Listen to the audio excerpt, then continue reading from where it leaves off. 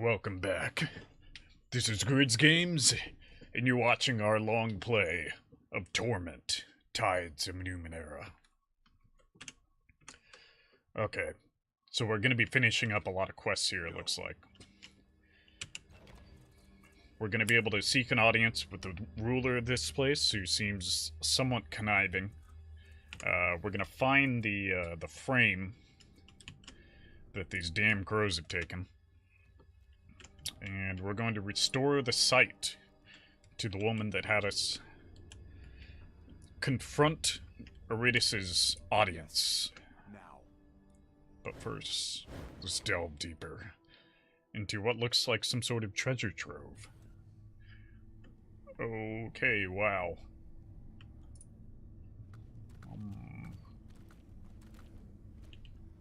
Most of the treasure has no practical value whatsoever.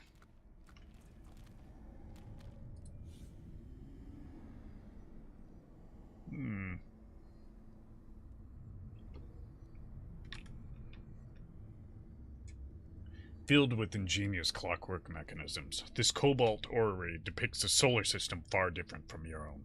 The tiny planets orbit and rotate soundlessly and endlessly, the pattern of their paths, no doubt revealing alien destinies and prodigies to be puzzled over by learned beings in some distant, unknown place. Here, it is merely a novelty, though one that invites contemplation. It kinda looks like our galaxy.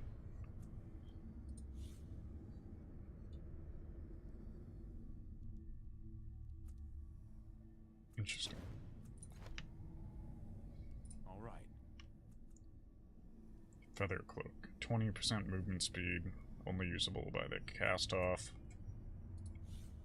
Compass of the navigator. It's trying to steer me. On it. Wow, there's a lot of things in here. Heart of Mali.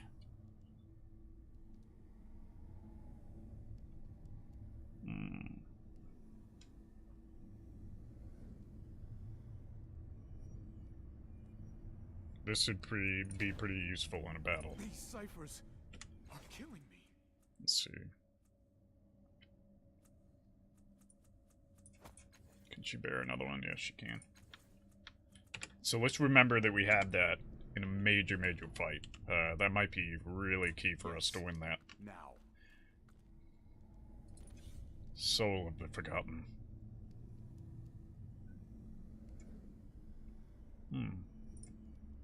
Interesting. Here's the black metal frame. I'll remember that. There we go. Got it. And it's interactable object.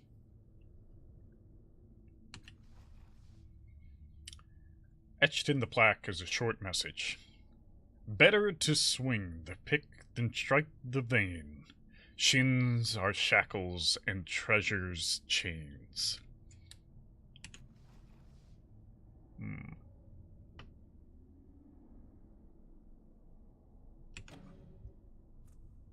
Wow. That edge, man.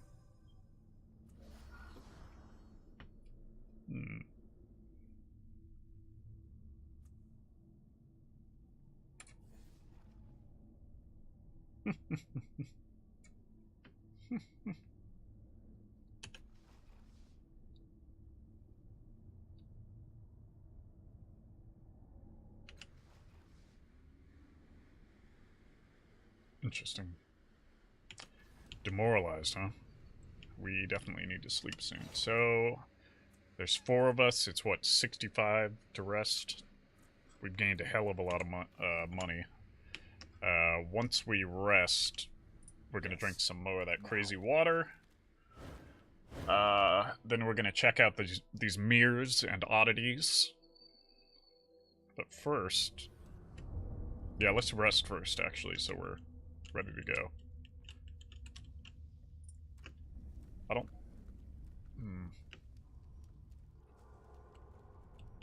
I wonder if that key just opened up one of these chambers. Probably did.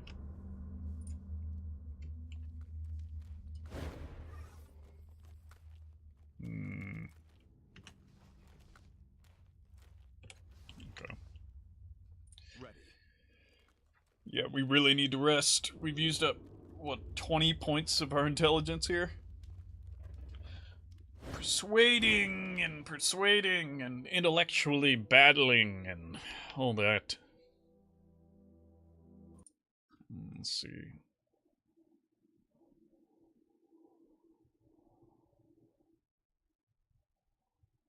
All right. Okay, so God, there's a lot of quests here. Can we rest in the shrine? On it. Let's see if we can.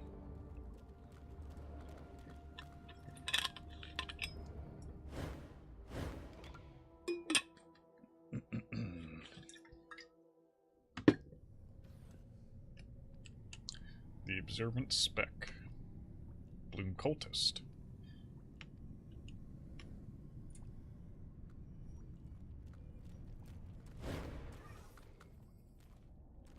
Greetings.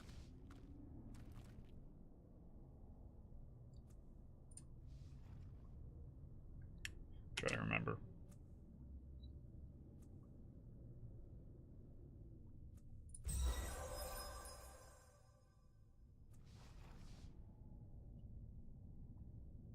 Hmm.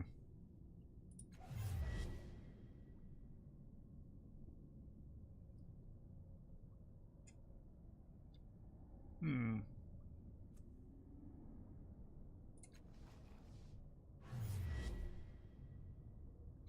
How Chila forged a friendship with the bloom. Hmm. You want to go to the Ascension. Interesting. Hmm. Where was Sheila? Feel like we've run into her. If you've seen previous episodes and the Let's Play of the Let's Play and you remember, let me know now, or forever hold your peace.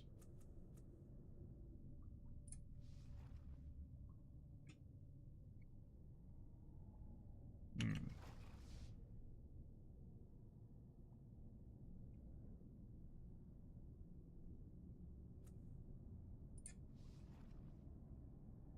Hmm.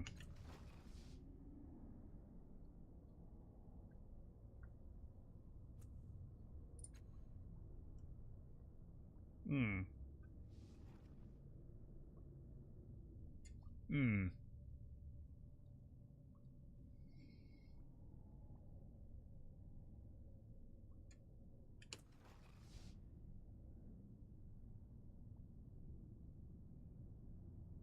Vengeance and a desire to be extraordinary are not mutually exclusive. In fact, the two of those are quite often intertwined. Hmm.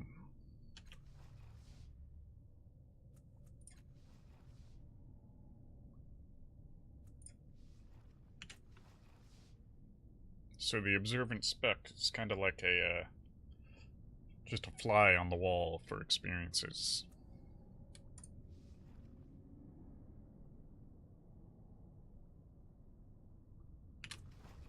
Hmm.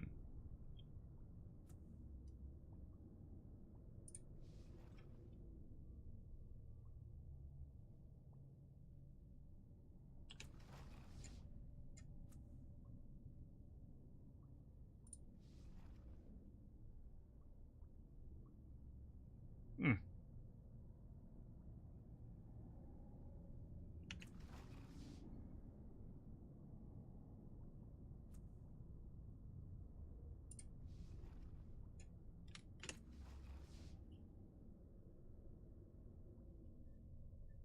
Hmm.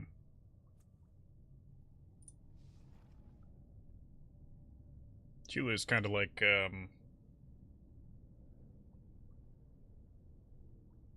oh god, the lady with the dragons in Game of Thrones. Oh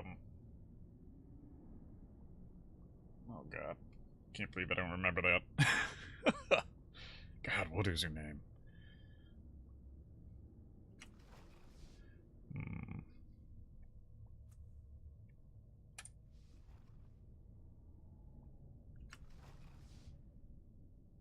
brother.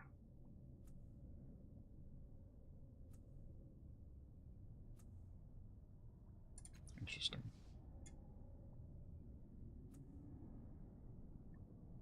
Whoa.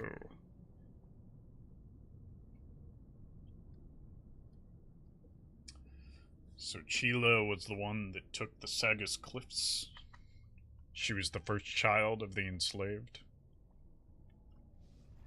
Now the free men, the Fremen.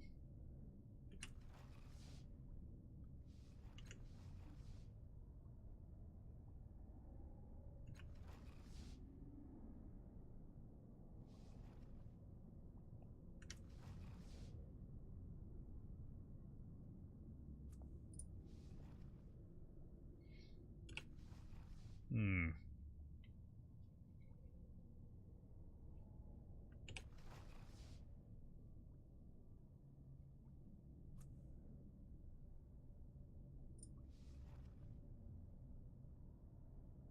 Hmm.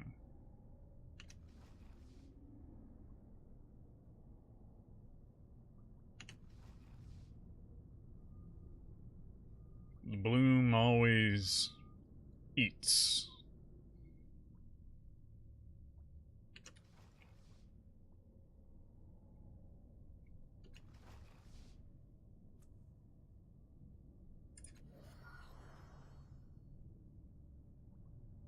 Hmm.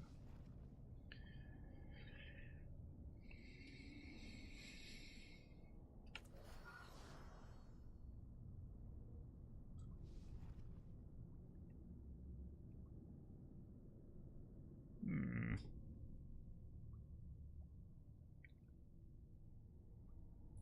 I mean, it doesn't logically follow that necessarily she was eaten.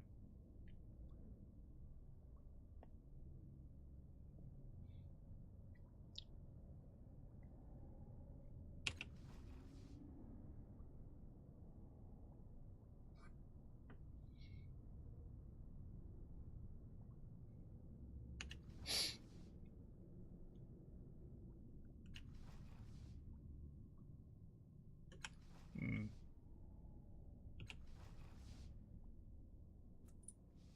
Oh, can I sleep here?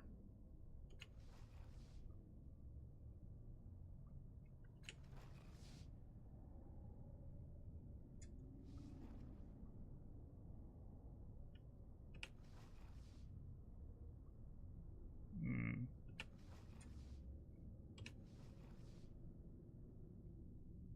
Okay.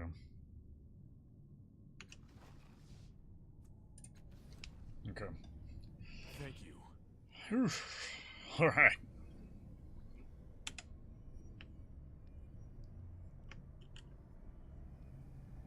Ragman. Alright, what's this?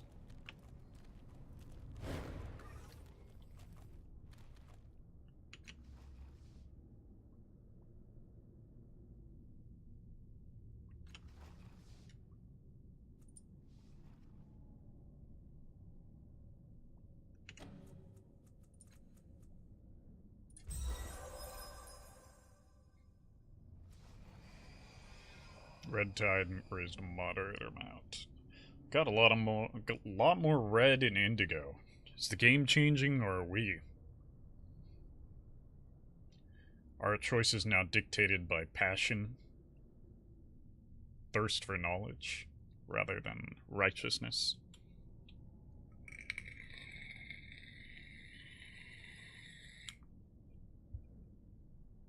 Does that make us the baddies?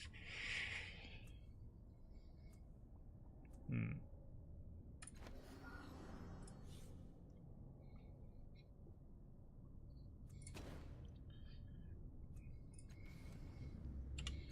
So we've got some Mirrorcasters to delve into.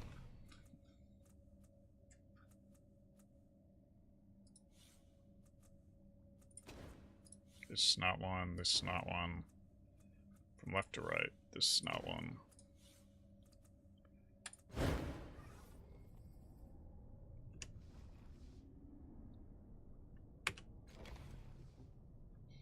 Enter the mirror.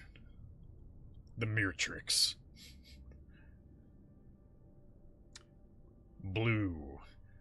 Once you had 24 words for all its hues and shades, metaphors to glaives, capes, and courtesans' eyes. Now the sky is just blue. The ground is stone. The man before you, fat. Now all is vague and drab, like the memorialist sees you've stopped, and he halts as well. Let's have a rest, then, he says, passing you a bottle of fortified water as he catches his breath. You know a word for that, too, this drink they brew in the Valley of the Dead. Heroes. Gone. We aren't far from his cenotaph. The fat man wipes his brow. Deep in your pocket, your hand feels for the round tin that holds the worms. Your fingers clutch it tight, and as they do, they brush a piece of paper. Are you his shadow? The memorialist asks abruptly. Calagat Anvor, I mean. The one you came to see. Without waiting for a response, he barrels onward. We thought he'd cast his shadows amongst his own kind. We reasoned that with the Tabat gone, his line was lost forever. He stops and flushes more deeply, then, hastily, with a sigh adds, but shadows fall where they will, as they will. Little error right there. Calagat Anvor, Tabat, shadows. They flit around the edges of your mind, escaping your grasp. But the worms, they are well within reach. Shall we continue, pilgrim? The memorialist asks to break the silence. One more short hike will do it. Your body is ready, your mind is not.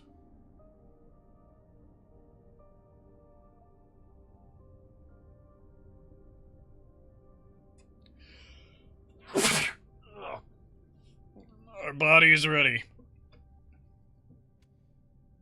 Examine the paper. You slip the crisp, neatly folded sheet from your pocket and carefully open it. I will want the worms, but I will be strong.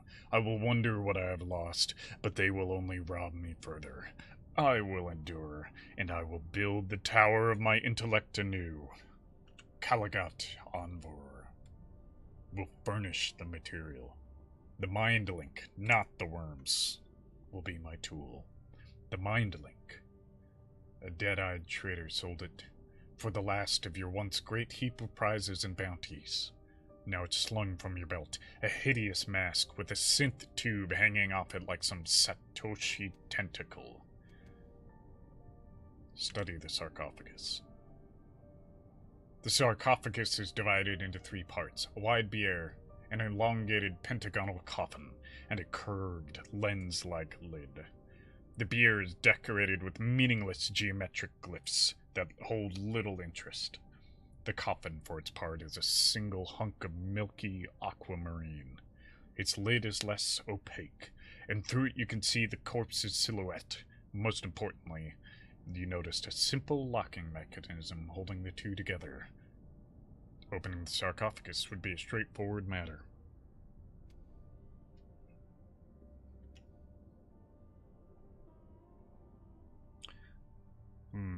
The tin is old and unremarkable, scuffed and dented, but sturdy enough. It opens easily. Are we a worm addict? Inside is a clump of bristly worms, blind and thin, barely moving. Your fingers itch and tremble. Your nostrils flare. You no longer know their name, but you know exactly how to use them. Careful not to spill the precious contents, you close the tin and slide it back into your pocket. What are these things? The memorialist regards Lee skeptically, as if he expects to be the butt of a joke. As he looks into your eyes, however, he softens. We live in a world of darkness, pilgrim, and each of us is just a shadow of one of the great heroes buried here in the valley. But there's a light that shines behind the world. To know it, we shadows must measure ourselves against the heroes who cast us, and thus learn the light that lives beyond. He takes a swig from his canteen. I thought you set out on this pilgrimage to visit the tomb of Calagat Anvor, because you were his shadow. That you wanted to stand before him and find enlightenment. Am I wrong? Are you Shadow or not?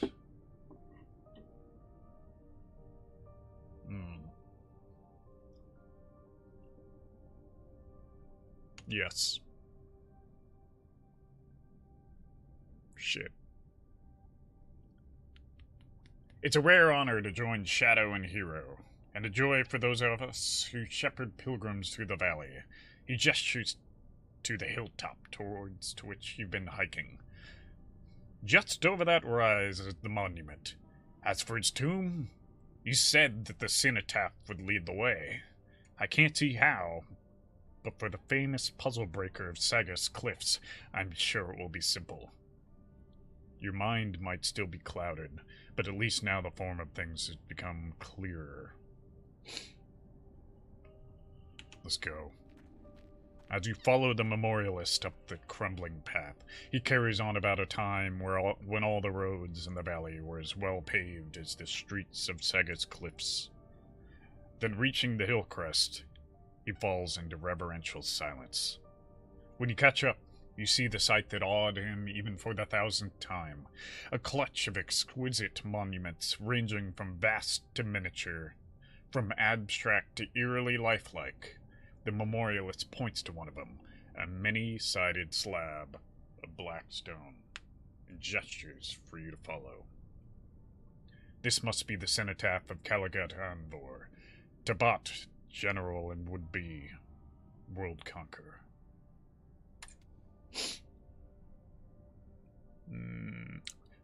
Wow. Really tempted to snort a worm all the time. Up close, the cenotaph is not so remarkable. Its faces are adorned with gruesome, stylized reliefs, depicting the Tabat and the Dragolith mounts trampling the corpses of their foes. Neat, geometric cliffs encircle the panels. Like the images themselves, they're embossed rather than engraved. The memorialist clears his throat. Of course, Kalagat Anvor isn't here. Like the other heroes, his body's in one of the cells in the catacombs beneath us. He nods at the monument. This is its own sort of shadow. All memorials are. As your guide mumbles something about the difference between expression, impression, and reality, your attention returns to the cenotaph itself. Examine them. No doubt some historian could tell the tale behind each panel, what doomed race Tabat annihilated here, what a grand battle was waged there. But to you, they're just an ugly blur that tugs at shameful memories, without ever quite dragging them to the surface. This is not the knowledge you came for. At one side of the cenotaph, there's something else. An obscene picture, crudely etched rather than raised, its edges scorched black. The memorialist clears his throat awkwardly. A graffito just after the Tabat were beaten, carved with a plasma torch by a bitter nano. He coughs again. The visual pun on Black 3 must be obvious. Sadly, we can't possibly fix the damage. Study the glyphs. What seems at first individual glyphs are far more complex. Smaller symbols assembled into larger patterns, linked into chains, twined and twisted into knots. Never a tangle or ramble. It is more mathematical or scientific notation than language. Running your fingers across the glyphs, you see that they shine briefly under your touch, then fade. Perhaps there is a formula here to be solved, a structure, a higher hidden order to be found. Perhaps here you could catch glimmers of the Tabat's military mastery. But the sieve of your mind holds nothing, and any secret slipped right through. As you struggle to decipher the symbols, the memorialist hurries over. This one means war, he says, illuminating a cluster repeated endlessly on the cenotaph. This one, death. He picks out others and shows how the eye diagram for soldier weaves into warband, which can in turn mesh into column or army. Excitement grows in his voice as he leads you to another panel and shows you the unique markings that compose the pattern for underspine. A high council, we think, or god. He notes what seems to be a structure to the writing, a pattern within the pattern. Can it be a puzzle to open the way to Calagat Anvor? He asks expectantly. You have no answer for his hopes.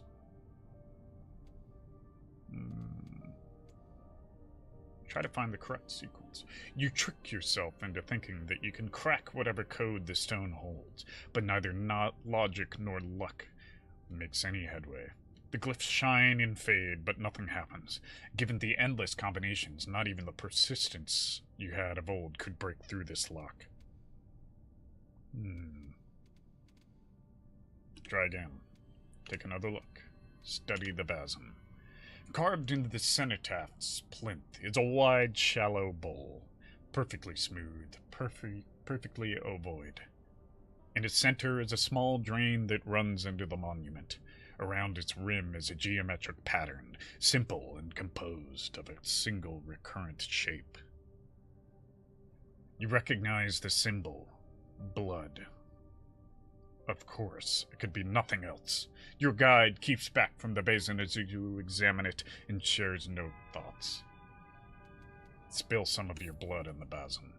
Beneath your guide's worried gaze, you nick your wrist and drizzle some blood into the bowl. Nothing comes of it. Whatever flows through your veins will not slake the stone's thirst.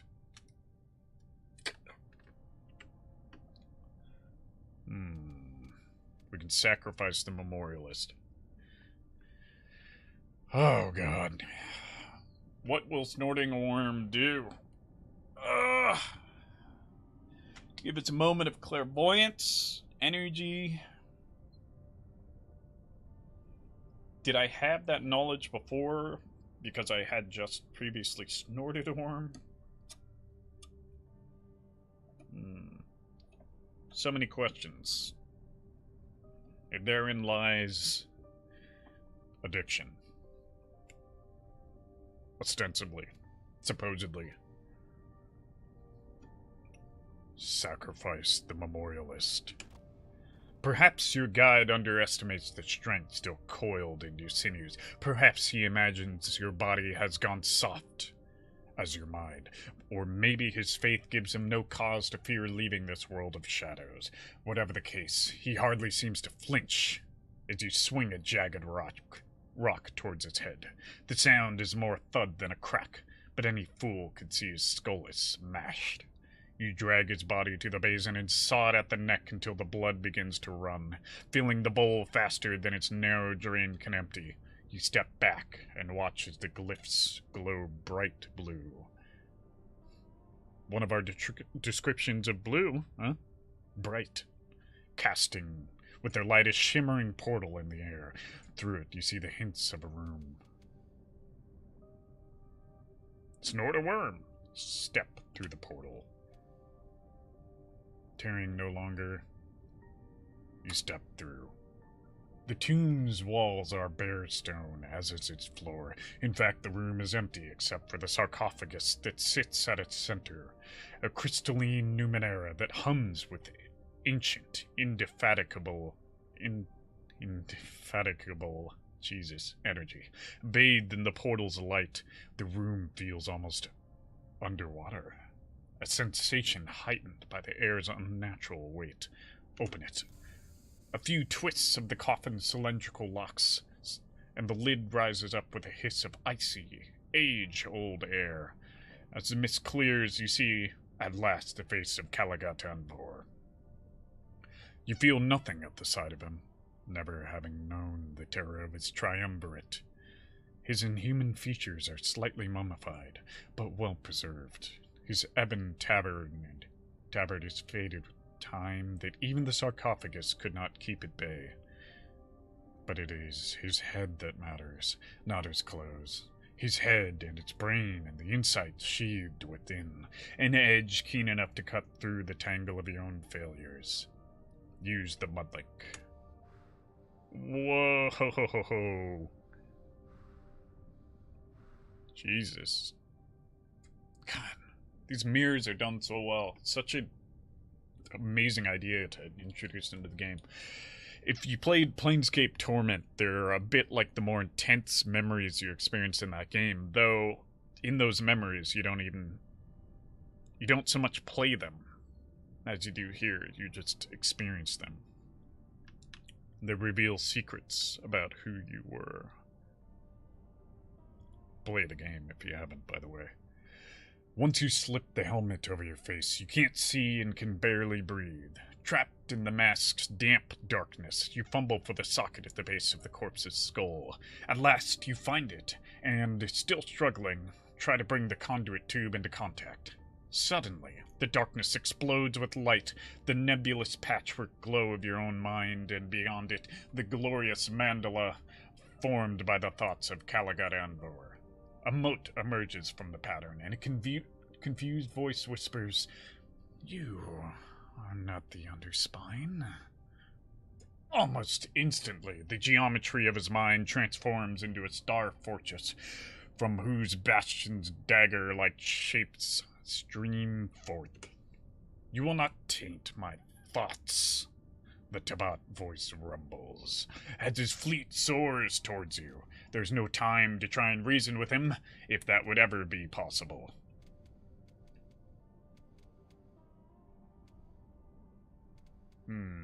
Mount your own attack. Perhaps this is the way to hone my mind. Fend him off.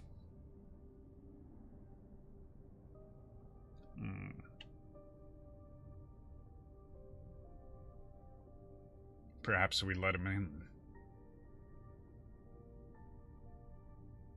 But he tried to get rid of us.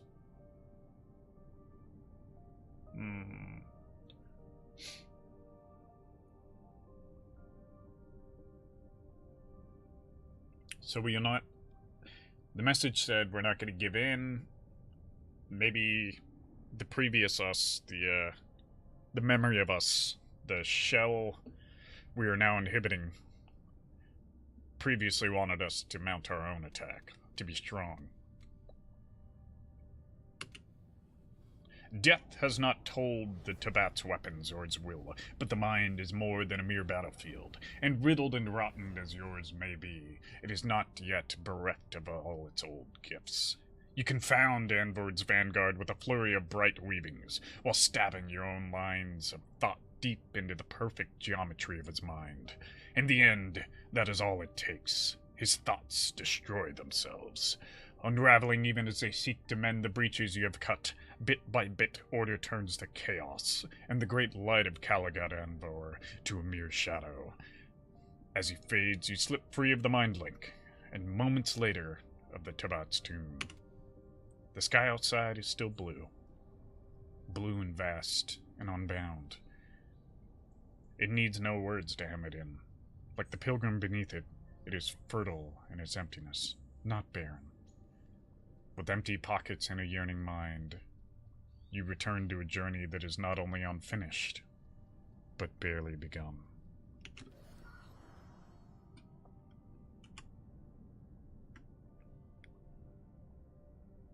Just as you can return to this journey by tuning into the next episode of Grizz Games Let's Play of Torment, Tides of Numenera.